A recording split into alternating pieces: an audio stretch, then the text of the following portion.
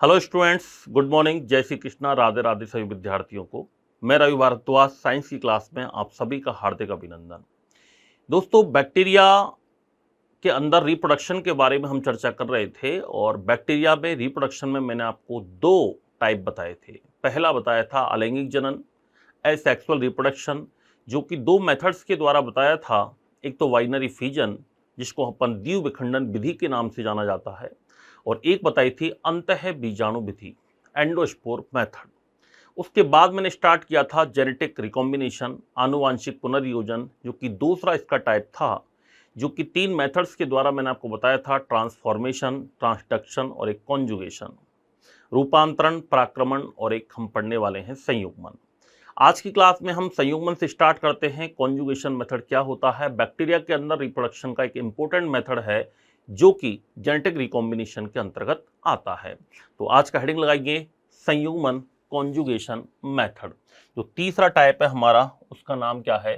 संयुग्मन method.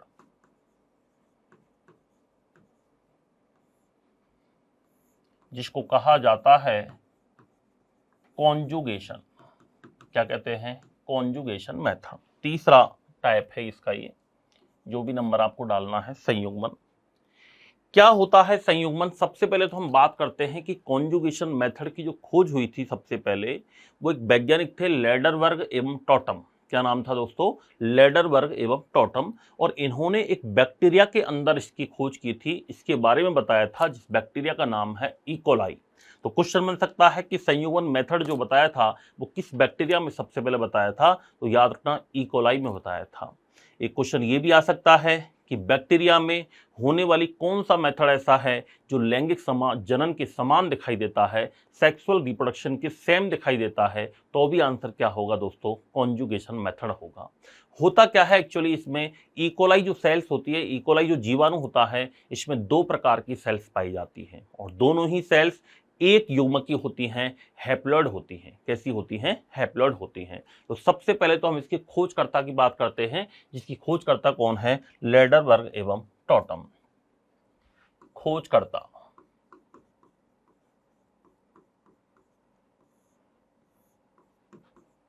Discover by Lederberg एवं Tatum. Lederberg एवं Tatum. और इन्होंने इकोलाई जीवाणु में इसकी खोज की थी। कौन से जीवाणु में खोज की थी? इकोलाई बैक्टीरिया के अंदर सबसे पहले संयुग्मन की खोज की गई थी। कुछ और भी बैक्टीरिया हैं जिसमें संयुग्मन प्रोसीजर को अपनाया गया था। तो इकोलाई बैक्टीरिया के अंदर सबसे पहले लेडरबर्ग एवं टॉटम ने क्या की थी दोस्तों? खोज की थी। इसमें सर्वप्रथम इकोलाई में दो प्रकार की कोशिकाएं होती हैं। कितने प्रकार की कोशिका होती हैं? दो प्रकार की कोशिकाएं होती हैं। एक एक स्टेप बाय स्टेप हम पढ़ेंगे इसको रेखिक डायग्राम के रूप में। ये जो इकोलाई बैक्टीरिया है, इसमें दो प्रकार की सेल्स होती हैं। कितने प्रकार की सेल्स होती हैं? दो प्रकार की सेल्स होती हैं, याद रखना। और ये हैप्लॉइड होती हैं। कैसी होती हैं?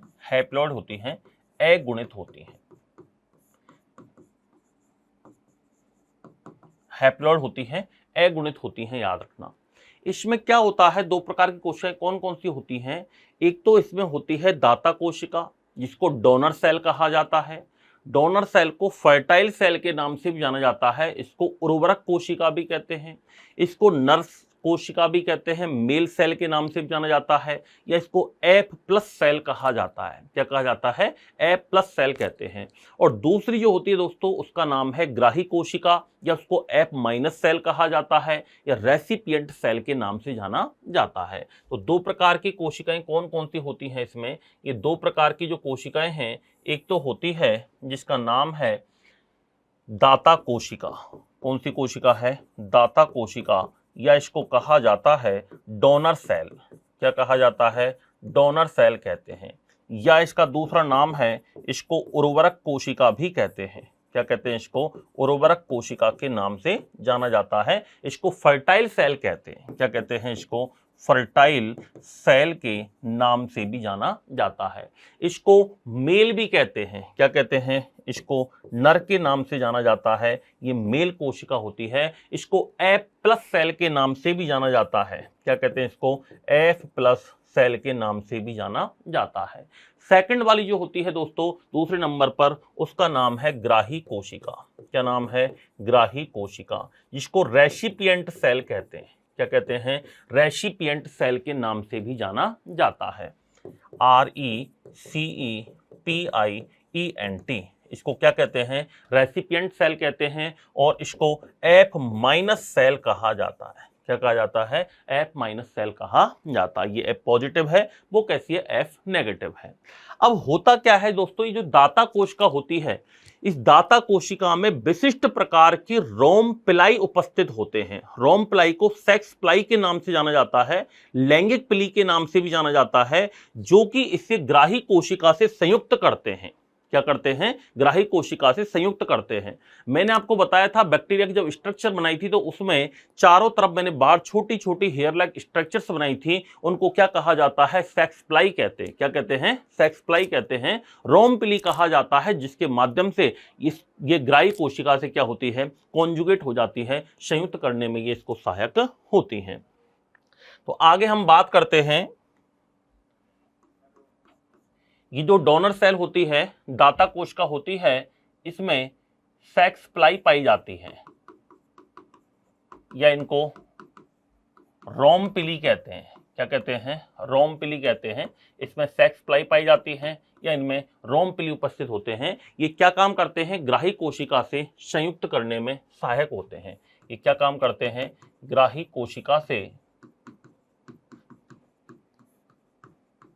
संयुक्त करने में सहायक होते हैं। ग्राही कोशिका से संयुक्त करने में क्या होते हैं दोस्तों? सहायक होते हैं। अब हम बात करते हैं, ये जो संयुक्त होता है इसका कारण क्या है? इसका कारण क्या है? तो दाता कोशिका में ये जो गुण होता है वो किसकी वजह से होता है? इससे संयुक्त किसकी वजह से होता है? तो दाता कोशिका में ये गुण याद रखना, एक फैक्टर पाया जाता है जिसको फर्टिलिटी फैक्टर कहते हैं, या प्लाज्मिड एफ के नाम से भी जाना जाता है। उस उर्वरक कारक की वजह से होता है। ये जो संयुक्त होती है, संयुक्त होने का कारण क्या है?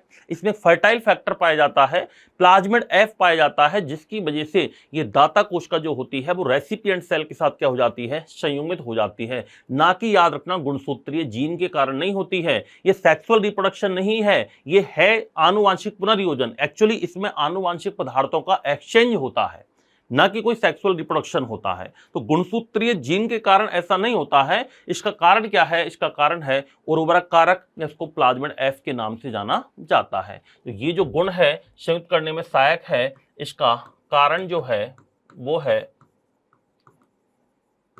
फर्टिलिटी फैक्टर, या इसको कहते हैं प्लाज्मिड एफ।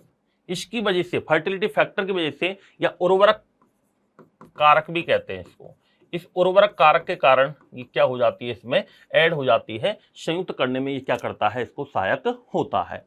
अब क्या होता है, जो एफ फैक्टर होता है, ये जो उर्वरक कारक है, एफ फैक्टर है, इसमें रेप्लिकेशन होता है। क्या होता है? रेप्लिकेशन होता है, जिसके फलस्वरूप एक फोटोकॉपी और बन जाती है। और जो फोटोकॉपी होती है वो संयुक्त नलिका, इसमें ट्यूब पाई जाती है, इसको कॉन्जुगेटेड ट्यूब कहा जाता है। उस कॉन्जुगेटेड ट्यूब के द्वारा एफ माइनस सेल के अंदर ये क्या हो जाती है? ट्रांसफर हो जाती है। तो अब एफ फैक्टर में क्या होता है? इसके बाद क्या होगा? एफ फैक्टर में रेप्लिकेशन होता है। एफ फैक्टर में क्या होता है दोस्तों? रेप्लिकेशन होता है, याद रखना। और रेप्लिकेशन होता है, इसके फलस्वरूप एक और फोटोकॉपी बन जाती है। रेप्लिकेशन होगा तो क्या बनेगा? प्रतिलिपि बनेगी, फोटोकॉपी बनेगी, एक और प्रतिलिपि बन जाती है। ये जो प्रतिलिपि है याद रखना, ये संयुग्मन नलिका द्वारा कहां प्रवेश कर जाती है? एफ माइनस में। ये जो प्रतिलिपि है किसके द्वारा? संयुग्मन नलिका द्वारा। किसके द्वारा? संयुग्मन नलिका द्वारा, कॉन्जुगेशन ट्यूब के द्वारा एफ माइनस में स्थानांतरित हो जाती है। एफ माइनस में इसका क्या हो जाता है? ट्रांसफर हो जाता है। क्या हो जाता है? एफ माइनस सेल के अंदर इसका क्या हो जाता है दोस्तों? ट्रांसफर हो जाता है। अब हम बात करते हैं, अब ये दोनों कोशिकाएं जो होती हैं वो अलग अलग हो जाती हैं। रेप्लिकेशन होगा, एक फोटोकॉपी बन जाएगी, 2 सेल हो गई, संयुग्मन नलिका के द्वारा F- में ट्रांसफर हो गई। अब ये दोनों सेल क्या हो जाती हैं दोस्तों, अलग अलग हो जाती हैं और F- कोशिका F फैक्टर के आ जाने से किस में चेंज हो जाती है, F+ में चेंज हो जाती है, अर्थात इसमें 2 नर सेल्स का निर्माण हो जाता है। अब दोनों कोशिकाएं, इसके बाद हम बात करते हैं, दोनों कोशिकाएं अलग अलग हो जाती हैं, दोनों सेल्स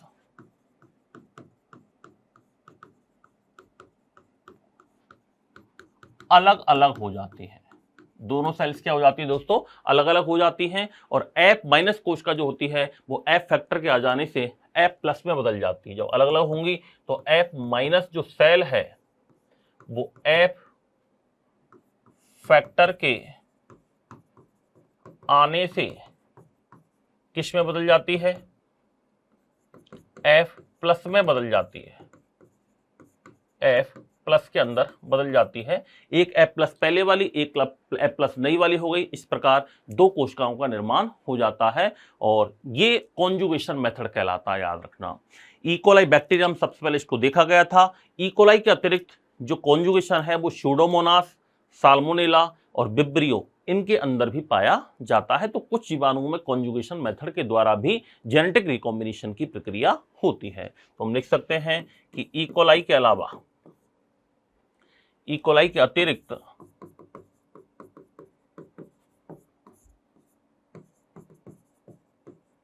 संयुग्मन, इकोलाई के अतिरिक्त संयुग्मन स्यूडोमोनास,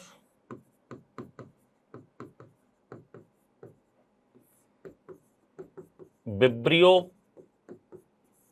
और एक आता है साल्मोनेला,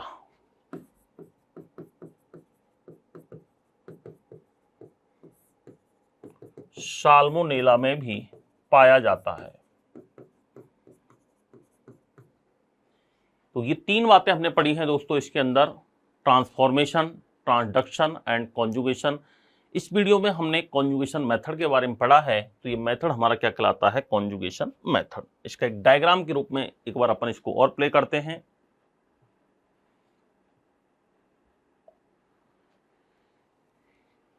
देखो 2 सेल होती हैं।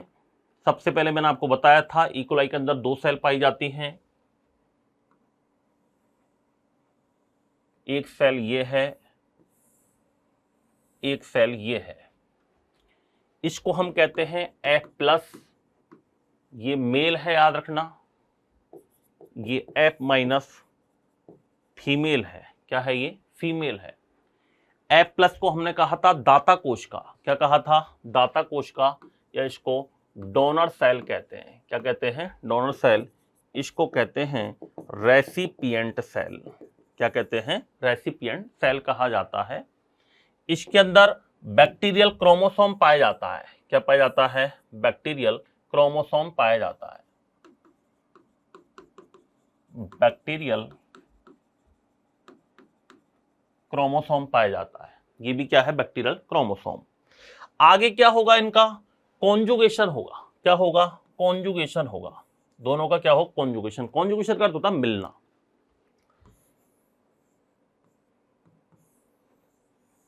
ये यहां पर मिल रहे हैं, याद रखना, यानी यहां पर इसका होगा कॉन्जुगेशन। दोनों सेल्स का क्या होगा, कॉन्जुगेशन होगा। इसके अंदर वही बैक्टीरियल क्रोमोसोम होता है, ये सभी बनाना है। फिर मैंने आपको बताया था कि F+ जो सेल होती है इसका रेप्लिकेशन होता है। क्या होता है, इसका रेप्लिकेशन होगा, इसका होगा रेप्लिकेशन। रेप्लिकेशन होगा तो क्या होगा दोस्तों, रेप्लिकेशन के बाद जो सेक्स प्लाई होती हैं वो सेक्स प्लाई के माध्यम से आनुवांशिक पदार्थों का क्या होता है, एक्सचेंज होता है। क्या होता है, एक्सचेंज होता है। ये आनुवांशिक पदार्थों का क्या होता है दोस्तों, एक्सचेंज होता है, याद रखना। इसमें भी वही बैक्टीरियल क्रोमोसोम होता है, इसमें भी बैक्टीरियल क्रोमोसोम पाया जाता है।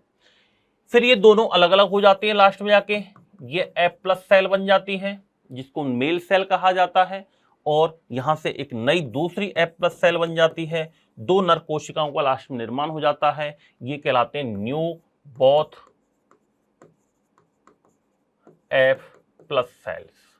इस प्रकार से कौन सा मेथड होता है? कॉन्जुगेशन मेथड होता है। इनको अपन बोलेंगे कॉन्जुगेटिंग सेल्स। क्या बोलेंगे इनको? कॉन्जुगेटिंग सेल्स बोलेंगे। और ये पूरा जो मेथड है इसको हम कहते हैं कॉन्जुगेशन। क्या कहते हैं? कॉन्जुगेशन के नाम से इसको जाना जाता है। तो ये मेथड है दोस्तों कौन सा? Conjugation method. तो इसके द्वारा इस प्रकार से बैक्टीरिया के अंदर रिप्रोडक्शन वाला जो पार्ट है हमारा वो कंप्लीट हो चुका है। अब हम पढ़ने वाले हैं दोस्तों जीवाणुओं का आर्थिक महत्व, इकोनॉमिक इंपोर्टेंस ऑफ बैक्टीरिया। ऐसे कौन कौन से क्षेत्र हैं जिनमें बैक्टीरिया का यूज किया जाता है? ऐसे कौन कौन से उद्योग धंधे हैं जिनमें बैक्टीरिया का यूज होता है? बेनिफिशियल बैक्टीरिया कौन कौन से हैं? पेड़ पौधों के लिए बेनिफिशियल कौन से हैं? हमारे लिए बेनिफिशियल कौन से हैं? पर्यावरण के लिए कौन से हैं? कौन कौन से बैक्टीरिया हानिकारक होते हैं, उनकी चर्चा भी हम करेंगे। तो किस किस चीज में किस किस बैक्टीरिया का यूज किया जाता है, आइए उसके बारे में आगे हम विस्तृत अध्ययन करने वाले हैं। तो छोटा सा हेडिंग लगाएंगे, जीवाणुओं का आर्थिक महत्व, economic importance of bacteria.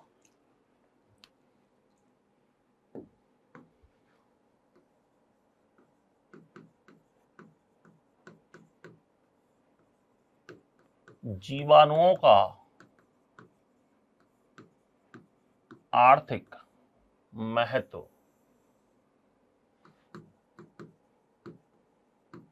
Economic importance of bacteria. जीवाणुओं के आर्थिक महत्व की हम बात कर रहे हैं कि जीवाणुओं के आर्थिक महत्व में कौन कौन से बैक्टीरिया आते हैं। तो सबसे पहले हम लाभदायक जीवाणुओं की बात कर रहे हैं, क्या क्या इंपोर्टेंस है। तो पहला इसमें हम पढ़ रहे हैं, एल्कोहल निर्माण में किस जीवाणु का यूज किया जाता है? एल्कोहल निर्माण, एल्कोहल फॉर्मेशन, किस बैक्टीरिया का यूज किया जाता है एल्कोहल फॉर्मेशन में, इसकी चर्चा हम करने वाले हैं। दोस्तों एल्कोहल जो बनता है वो किण्वन क्रिया द्वारा बनता है, फर्मेंटेशन क्रिया द्वारा बनता है। और फर्मेंटेशन में या तो बैक्टीरिया की हेल्प ली जाती है या ईस्ट की ली जाती है। ईस्ट क्या होता है? यूनिसेलुलर फंजाई होता है। ईस्ट एक कोश के कवक होता है, याद रखना। तो या तो जीवाणु की सहायता से या फिर ईस्ट की सहायता से क्या होती है? किण्वन क्रिया द्वारा होता है। और किण्वन क्रिया के द्वारा एल्कोहल का फॉर्मेशन होता है। यहाँ एक्चुअली हम बैक्टीरिया पढ़ रहे हैं तो बैक्टीरिया के बारे में हम बात करेंगे कि एल्कोहल बनाने में किस बैक्टीरिया का यूज किया जाता है। तो एल्कोहल निर्माण जो होता है वो याद रखना, ईस्ट या जीवाणु द्वारा किण्वन के माध्यम से होता है। फर्मेंटेशन,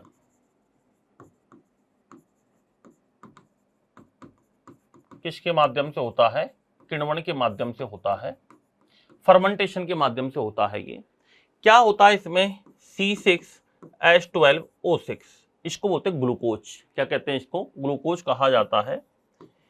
ग्लूकोज से एल्कोहल बनता है। क्या बनता है? एल्कोहल बनता है बाई फर्मेंटेशन।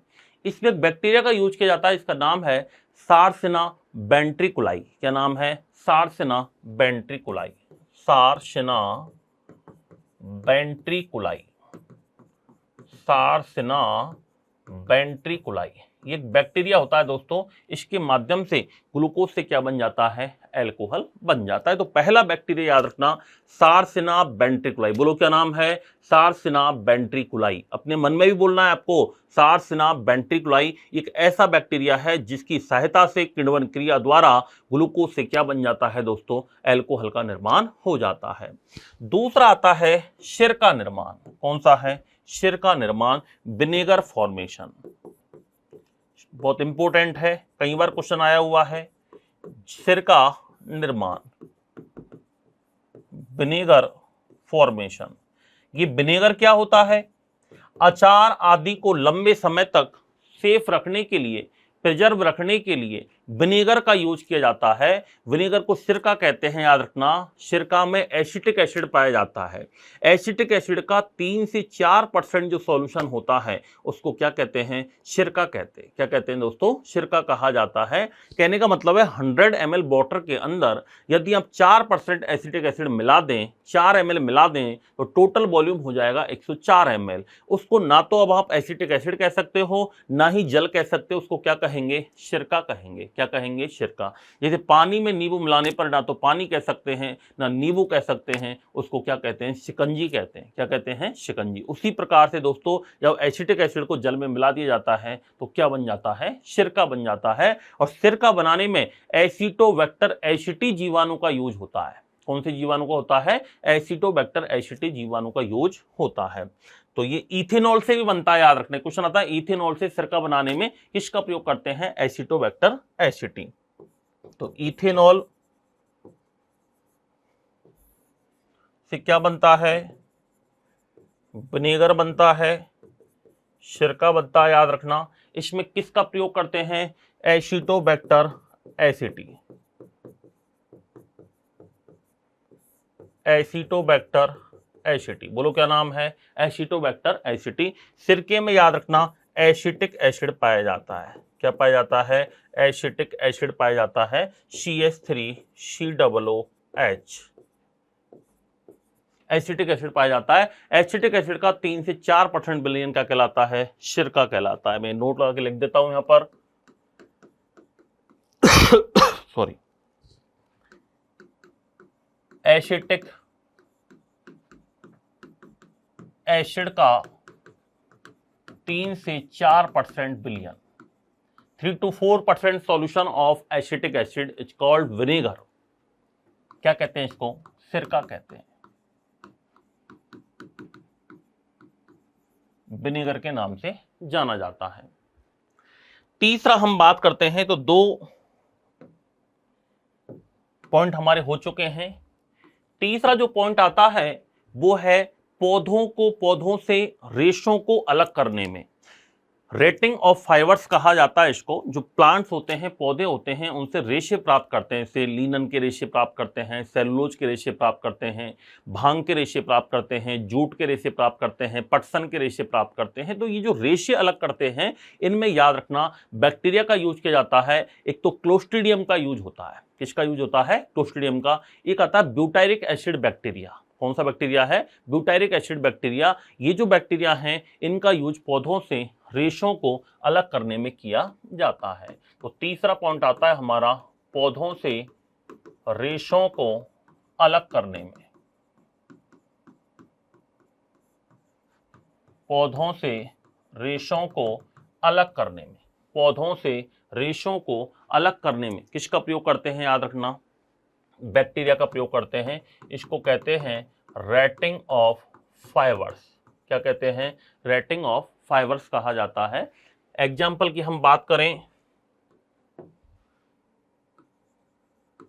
तो पौधों से रेशों को अलग करने में एक तो क्लोस्ट्रीडियम का यूज किया जाता है। किसका प्रयोग करते हैं? क्लोस्ट्रीडियम। एक किया जाता है ब्यूटायरिक एसिड बैक्टीरिया। क्या नाम है बताओ? Butyric acid bacteria. बोलो एक बार अपने मन में, ब्यूटायरिक एसिड जीवाणु या ब्यूटायरिक एसिड बैक्टीरिया। इसका यूज किस में करते हैं? पौधों से रेशों को अलग करने में किया जाता है। तो 3 हमने पढ़े, बताओ पहला कौन सा है? एल्कोहल निर्माण। एल्कोहल निर्माण में किसका प्रयोग करते हैं? सार्सिना वेंट्रिकुलाई। किसका यूज करते हैं? सार्सिना वेंट्रिकुलाई। सिरका निर्माण में किसका यूज करते हैं? एसिटोबैक्टर एसिटी। किसका यूज किया जाता है? एसिटोबैक्टर एसिटी। और पौधों से रेशों को अलग करने में किसका प्रयोग करते हैं? क्लोस्ट्रीडियम ब्यूटायरिक एसिड बैक्टीरिया का यूज किया जाता है।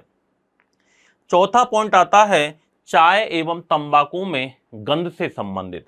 तंबाकू में सुगंध बढ़ाने के लिए किसका प्रयोग करते हैं और चाय के लिए किसका प्रयोग करते हैं? याद रखना, तो चाय और तंबाकू में गंध के लिए 2 बैक्टीरिया का यूज किया जाता है। एक तो बैसिलस मेगाथेनियम और एक आता है माइक्रोकोकस कॉन्डिसेंस। क्या नाम है? माइक्रोकोकस कॉन्डिसेंस। इन दोनों का यूज चाय व तंबाकू में गंध के लिए किया जाता है। बैसिलस मेगाथेनियम का उपयोग तंबाकू में स्वाद व सुगंध बढ़ाने के लिए किया जाता है और चाय की पत्तियों की क्यूरिंग प्रक्रिया में माइक्रोकस कॉन्डिसेंस जीवाणु का यूज किया जाता है। तो चौथा पॉइंट आता है चाय एवं तंबाकू में गंध के लिए।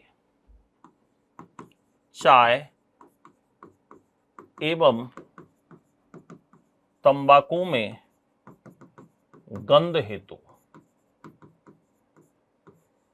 चाय एवं तंबाकू में गंध हेतु की हम बात करें, flavouring of T and tobacco leaves.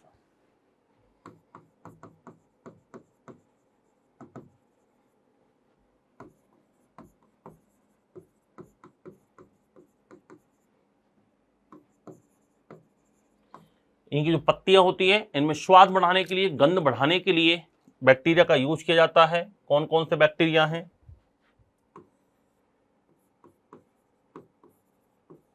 एक तो आता है माइक्रोकस, बोलो एक बार, माइक्रोकोकस, माइक्रोकोकस कॉन्डिसेंस, माइक्रोकोकस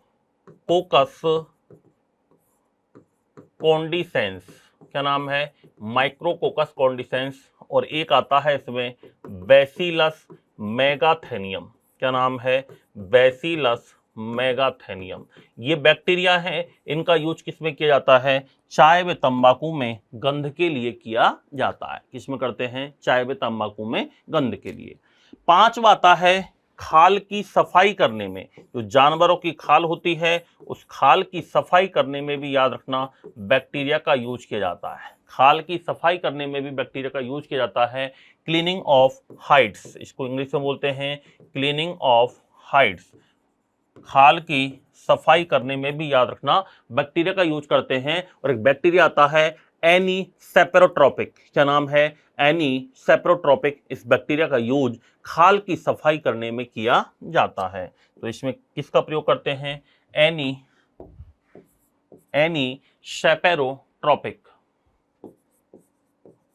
एनीसेपेरोट्रोपिक बैक्टीरिया।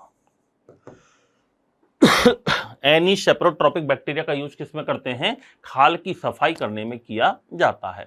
अगला हम बात करते हैं विटामिन प्रोडक्शन। विटामिन प्रोडक्शन में भी याद रखना बैक्टीरिया का यूज किया जाता है। अगला पॉइंट आता है हमारा छठा, विटामिन का उत्पादन।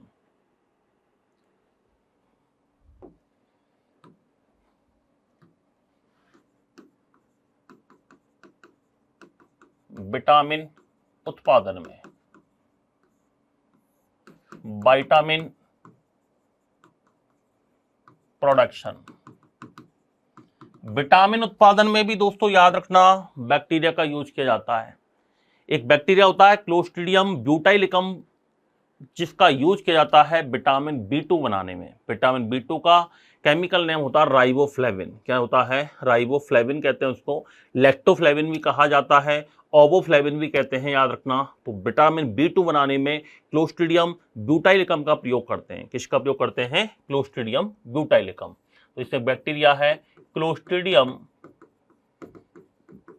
Butylicum, clostridium butylicum. इसका यूज किया जाता है विटामिन B2 बनाने में। विटामिन B2 जिसका नाम होता है राइबोफ्लेविन। क्या नाम है? राइबोफ्लेविन, या इसको कहा जाता है लैक्टोफ्लेविन। क्या कहते हैं इसको? बताओ। लैक्टोफ्लेविन कहते हैं, या इसको ओवोफ्लेविन कहा जाता है। क्या कहा जाता है? ओवोफ्लेविन के नाम से भी जाना जाता है। ये सभी इसके केमिकल नेम है, याद रखना विटामिन B2 के। तो विटामिन B2 बनाने में, राइबोफ्लेविन बनाने में किस बैक्टीरिया का यूज किया जाता है? Clostridium butylicum. किसका नाम है? क्या नाम है बताओ? क्लोस्ट्रीडियम ब्यूटाइलिकम का यूज किया जाता है। अगला एक आता है प्रोपियोनी बैक्टीरियम। क्या नाम है? Propioni bacterium. और एक आता है बैसिलस मेगाथेनियम, मेगाथीरियम बोलते हैं इसको। ये विटामिन B12 प्रोड्यूस करते हैं। कौन सा करते हैं? Vitamin B12। तो प्रोपियोनी बैक्टीरियम। अगला जो हमारा बैक्टीरिया आता है उसका नाम क्या है दोस्तों? Propioni bacterium. Propioni bacterium.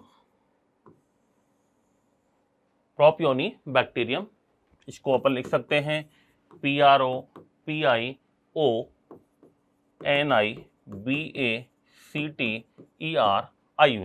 Propioni bacterium. और एक जीवाणु होता है बैसिलस मेगाथीरियम तथा बैसिलस मेगाथीरियम, क्या नाम है, बैसिलस मेगाथीरियम। ये विटामिन B12 बनाने में किया जाता है। किसमें करते हैं, विटामिन B12।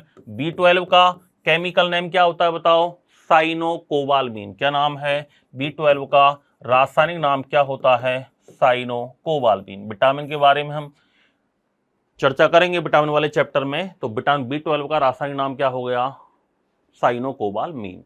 तो विटामिन उत्पादन में भी याद रखना दोस्तों, बैक्टीरिया का यूज किया जाता है। इसके अलावा एक बैक्टीरिया होता है इकोलाई। कौन सा होता है, इकोलाई। इकोलाई बैक्टीरिया का यूज विटामिन ई और विटामिन के निर्माण में भी होता है। विटामिन ई और विटामिन के निर्माण में किसका प्रयोग करते हैं, इकोलाई का प्रयोग किया जाता है। ये इकोलाई जीवाणु हमारी आंत में भी पाया जाता है। दो जीवाणु हैं, एक तो इकोलाई और एक कॉलीफॉर्म। ये दो जीवाणु जंतुओं के आंतड़ियों में पाए जाते हैं, हमारे इंटेस्टाइन के अंदर उपस्थित होते हैं। ये इकोलाई जो बैक्टीरिया होता है, ये विटामिन B12 जो होता है, इसका एब्जॉर्बेशन वगैरह होता है, फॉर्मेशन होता है, उसको भी कंट्रोल करता है। तो इकोलाई क्या काम करता है, E coli produce vitamin E and vitamin के। तो ये तीन बैक्टीरिया के बारे में हमने पढ़ा है। क्लोस्ट्रीडियम ब्यूटाइलिकम विटामिन B2 बनाने में। अगला हमने पढ़ा है दूसरा प्रोपियोनी बैक्टीरियम तथा बैसिलस मेगाथीरियम विटामिन B12 बनाने में। एक आता है इकोलाई, इसका यूज किसमें करते हैं, विटामिन ई तथा विटामिन के बनाने में। अगला जो पॉइंट आता है हमारा वो है एक एसिड निर्माण में भी याद रखना बैक्टीरिया का यूज किया जाता है, जिसका नाम क्या है, जिसका नाम है याद रखना ब्यूटायरिक एसिड बैक्टीरिया। क्या नाम है दोस्तों, ब्यूटायरिक एसिड बैक्टीरिया। तो 7वां पॉइंट हम लिखते हैं ब्यूटायरिक एसिड निर्माण में। 7वां पॉइंट हम लिखते हैं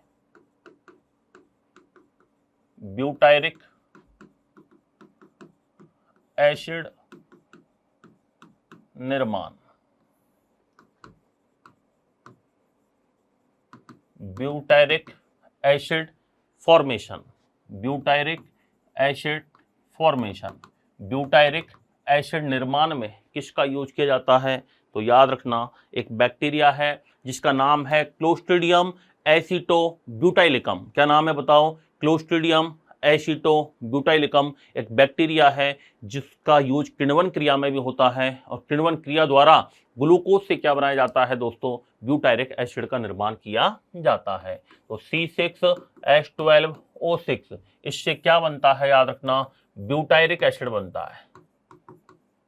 क्या बनता है, ब्यूटायरिक अम्ल का निर्माण होता है। ये किण्वन क्रिया द्वारा होता है। इसमें बैक्टीरिया का नाम है क्लोस्ट्रीडियम ब्यूटायरिक एसिड। मक्खन में पाया जाता है, किसमें पाया जाता है, मक्खन में पाया जाता है। याद रखना C4H8O2 इसका फॉर्मूला होता है ब्यूटायरिक एसिड का। ब्यूटायरिक एसिड निर्माण में क्लोस्ट्रीडियम एसिटोब्यूटाइलिकम।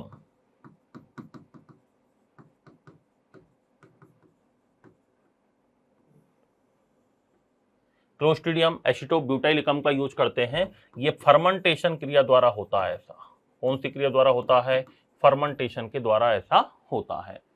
तो ये 7वां बैक्टीरिया हमने यहां पर पढ़ा है।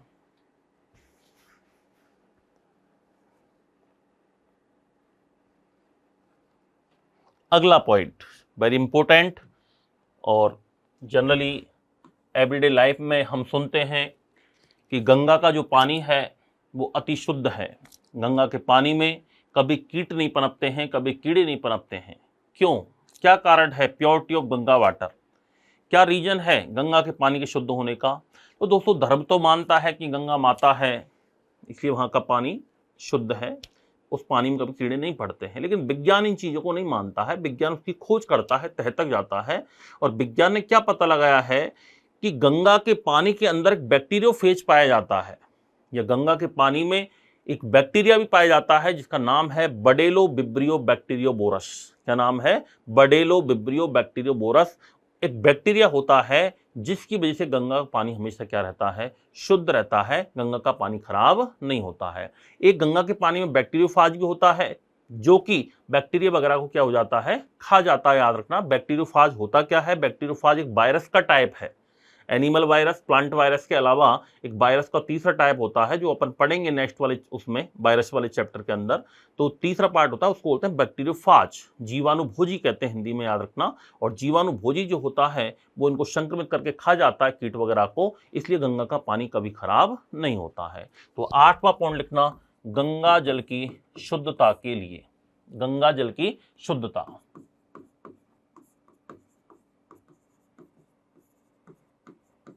गंगा जल की शुद्धता, प्योरिटी ऑफ गंगा वाटर। तो गंगा का पानी शुद्ध क्यों है? इसका रीजन क्या है? बडेलो विब्रियो बैक्टीरियोबोरस जीवाणु के कारण। बडेलो विब्रियो बैक्टीरियोबोरस जीवाणु के कारण। बडेलो विब्रियो बैक्टीरियोबोरस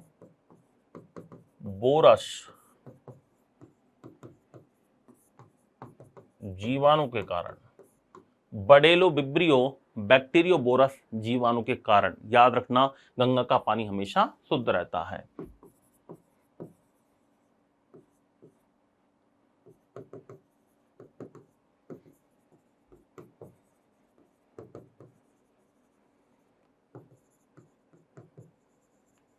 बडेलो विब्रियो बैक्टीरियोबोरस बैक्टीरिया कारण गंगा का पानी हमेशा क्या रहता है? शुद्ध रहता है। अगला आता है एक प्रदूषण निदेशक जीवाणु जिसको पॉल्यूकेशन इंडिकेटिंग बैक्टीरिया के नाम से जाना जाता है। ऐसे बैक्टीरिया जो पॉल्यूशन का बताते हैं, पॉल्यूशन को इंडिकेट करते हैं, उनको क्या कहते हैं? प्रदूषण निदेशक बैक्टीरिया के नाम से जाना जाता है। तो आगे हम बात करते हैं प्रदूषण निदेशक जीवाणु, और बहुत इंपॉर्टेंट है, क्वेश्चन बन सकता है कि निम्न में से कौन सा पॉल्यूशन इंडिकेटिंग बैक्टीरिया के नाम से जाना जाता है? तो याद रखना, ईस्चेरिया कोलाई, ई कोलाई जीवाणु को याद रखना किस नाम से जाना जाता है? प्रदूषण निदेशक जीवाणु के नाम से जाना जाता है। 9वां है 9th नंबर पर, प्रदूषण निदेशक जीवाणु। प्रदूषण निदेशक जीवाणु, इसको कहते हैं पॉल्यूशन इंडिकेटिंग बैक्टीरिया। और जीवाणु का नाम लिखेंगे इसमें ई कोलाई। एक बैक्टीरिया है ई कोलाई जिसका यूज याद रखना किसमें किया जाता है? प्रदूषण निदेशक जीवाणु के रूप में किया जाता है। अगला very very important, genetic engineering के लिए किस बैक्टीरिया का यूज किया जाता है? तो दोस्तों जेनेटिक इंजीनियरिंग में वाहक के रूप में, वेक्टर के रूप में जीन को ट्रांसफर करने के लिए 2 बैक्टीरिया का यूज किया जाता है। एक तो आता है ई कोलाई और एक आता है एग्रोबैक्टीरियम ट्यूमीफेशियंस। एग्रोबैक्टीरियम ट्यूमीफेशियन जो बैक्टीरिया है, इसको तो मॉडर्न जेनेटिक इंजीनियरिंग के नाम पर भी जाना जाता है। एक क्वेश्चन आता है कि मॉडर्न जेनेटिक इंजीनियरिंग के नाम पर किस बैक्टीरिया को जाना जाता है? तो मॉडर्न जेनेटिक इंजीनियरिंग के नाम पर याद रखना एग्रोबैक्टीरियम ट्यूमीफेशियंस नामक बैक्टीरिया को जाना जाता है। तो 10वां है आनुवांशिक अभियांत्रिकी हेतु। 10वां पॉइंट लिखेंगे आनुवांशिक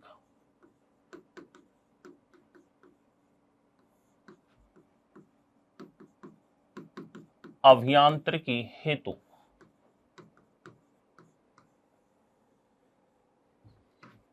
for genetic engineering. Genetic engineering के लिए किसका प्रयोग करते हैं? तो एक तो एकोलाई और एक एग्रोबैक्टीरियम ट्यूमीफेशियंस। 2 बैक्टीरिया हैं, याद रखना। कौन कौन से?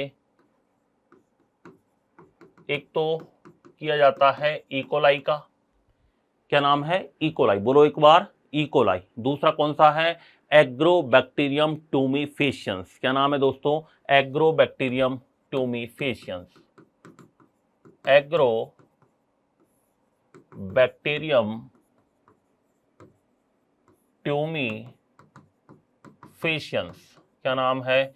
Agrobacterium tumefaciens.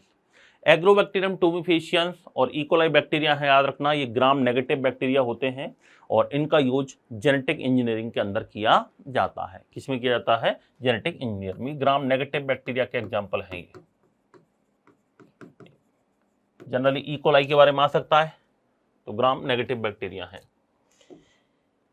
आगे हम बात करते हैं 11 नंबर पर हम बात करते हैं, एक जीवाणु आता है जिसका नाम है सूडोमोनास प्यूटेडा।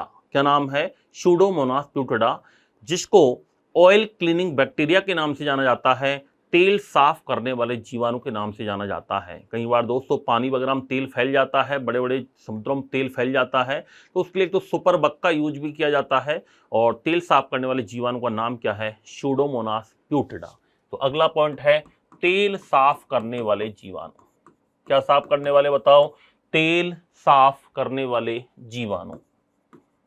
तेल साफ करने वाले जीवाणु। ऑयल क्लीनिंग बैक्टीरिया के नाम से जाना जाता है सूडोमोनास प्यूटेडा। सूडोमोनास प्यूटेडा बैक्टीरिया जो होता है, इसका यूज किसमें किया जाता है? याद रखना, तेल साफ करने वाले जीवाणु के रूप में किया जाता है। अगला नंबर आता है हमारा 12 नंबर, जिसका नाम है अमोनीकरण।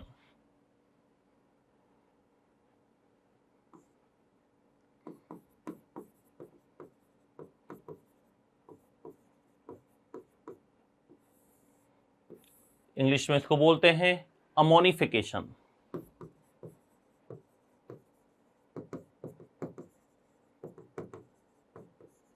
अमोनिफिकेशन का मतलब होता है, कुछ बैक्टीरिया दोस्तों ऐसे होते हैं जो वातावरण में पड़े हुए सड़े गले जीव जंतु जो होते हैं, मृत जीव जंतु जो होते हैं, उनके अंदर प्रोटीन पाई जाती है, इस प्रोटीन को अमोनिया में बदल देते हैं। सड़े गले जीव जंतुओं में उपस्थित जो प्रोटीन होती है, उस प्रोटीन को अमोनिया के अंदर चेंज कर देते हैं। उसका नाम क्या है? अमोनीकरण। क्या नाम है? अमोनीकरण, याद रखना। और एक तो जीवाणु है बैसिलस बल्गेरिस। क्या नाम है? बैसिलस बल्गेरिस।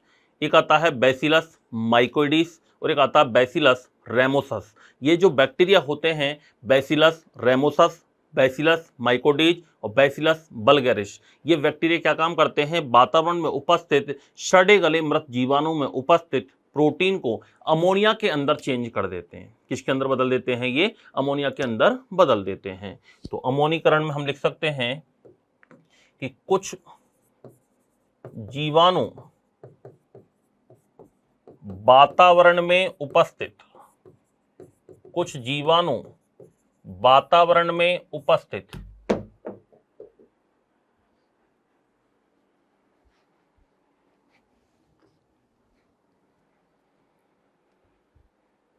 कुछ जीवाणु वातावरण में उपस्थित कुछ जीवाणु वातावरण में उपस्थित सड़े गले मृत पदार्थों में उपस्थित प्रोटीन को अमोनिया में बदल देते हैं।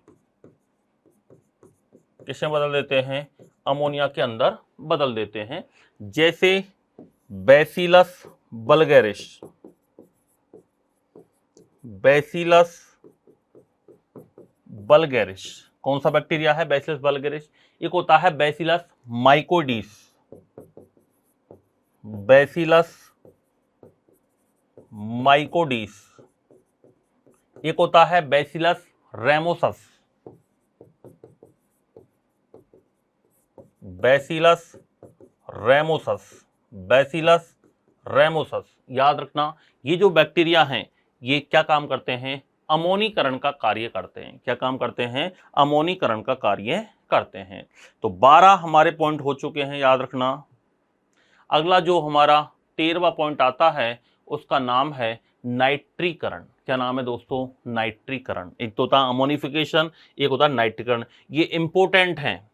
देखो वैसे कंपटीशन एग्जाम में कुछ इंपॉर्टेंट नहीं होता है, कुछ भी पूछा जा सकता है, आपको मिलान करवा सकता है। एक तरफ 4 बैक्टीरिया दे देगा, उनके कार्य दे देगा, कार्य के हिसाब से बैक्टीरिया का मिलान करवा सकता है। लेकिन नाइट्रीकरण, विनाइट्रीकरण, अमोनिफिकेशन ये इंपॉर्टेंट है। नाइट्रोजन फिक्सेशन, इनके लिए कौन कौन से बैक्टीरिया का यूज करते हैं? सिरका बनाने में, दही बनाने में। ये कुछ इंपॉर्टेंट बैक्टीरिया हैं जिनका जनरल यूज पूछा जाता है। तो अगला आता है हमारा 13 नंबर पर नाइट्रीकरण।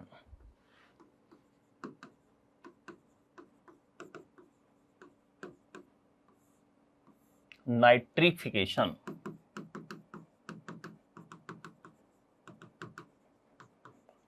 नाइट्रीकरण। नाइट्रीकरण क्या होता है दोस्तों? इसको नाइट्रिफिकेशन भी कहते हैं, या ऐसे बैक्टीरिया को नाइट्रीफाइंग बैक्टीरिया कहते हैं। क्या कहते हैं? नाइट्रीफाइंग बैक्टीरिया भी कहा जाता है। इनको नाइट्रीफाइंग बैक्टीरिया के नाम से जाना जाता है। ऐसे बैक्टीरिया जो नाइट्रीकरण की क्रिया करते हैं उनको क्या कहा जाता है? नाइट्रीफाइंग बैक्टीरिया कहते हैं। कुछ जीवाणु ऐसे होते हैं जो अमोनिया को पहले नाइट्राइट में बदलते हैं, फिर उसको नाइट्रेट के अंदर परिवर्तित करते रहते हैं। ये क्रिया क्या कहलाती है? पूरी नाइट्रीकरण कहलाती है। पहले तो नाइट्राइट बनता है, फिर उसके बाद नाइट्रेट बनता है। और ये वेरी वेरी इंपॉर्टेंट क्वेश्चन है, कई बार एग्जाम्स के अंदर पूछा जा चुका है। तो याद रखना, कुछ जीवाणु अमोनिया को पहले किस में चेंज कर देते हैं? नाइट्राइट में, फिर किस में चेंज करेंगे? नाइट्रेट में। जैसे हम बात करें, अमोनिया को पहले किस में चेंज करना है अपन को बताओ? नाइट्राइट में। किस में चेंज करना है? नाइट्राइट में।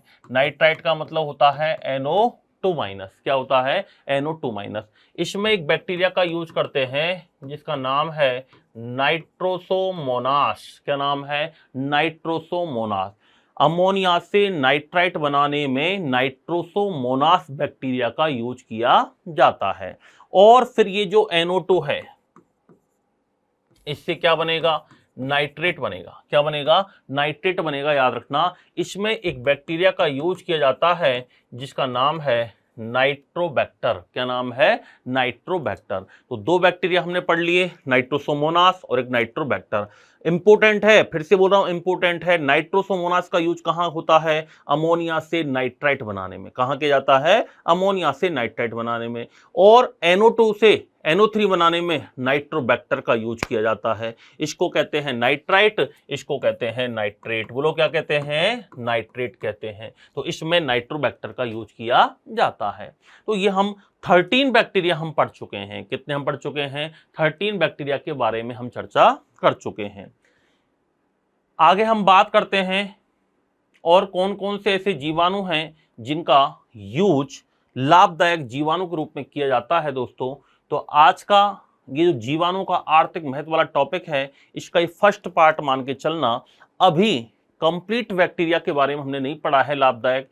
सेकंड पार्ट के अंदर इसका अगला पार्ट जो होगा उसमें कुछ और महत्वपूर्ण बैक्टीरिया हैं, कुछ और इंपॉर्टेंट बैक्टीरिया हैं जिनके बारे में हम चर्चा करेंगे। अभी इतने ही बैक्टीरिया मैं आपको और बताऊंगा जिनका दैनिक जीवन में क्या यूजेज है, इंडस्ट्री में क्या यूजेज है, एंटीबायोटिक बनाने में क्या यूजेज है। अभी कई सारे बैक्टीरिया हैं दोस्तों, इतने ही बैक्टीरिया लगभग अभी और हैं जो कि इकोनॉमिक इंपोर्टेंस अपना बनाए रखते हैं। तो उनका दैनिक जीवन में क्या क्या उपयोग है, एवरीडे साइंस में क्या यूज है उनका, और हमारे उद्योग धंधों में क्या क्या उनके उपयोग हैं, इन सब की चर्चा दोस्तों हम नेक्स्ट क्लासेज के अंदर करेंगे। तब तक के लिए सभी को नमस्कार। Thank you so much.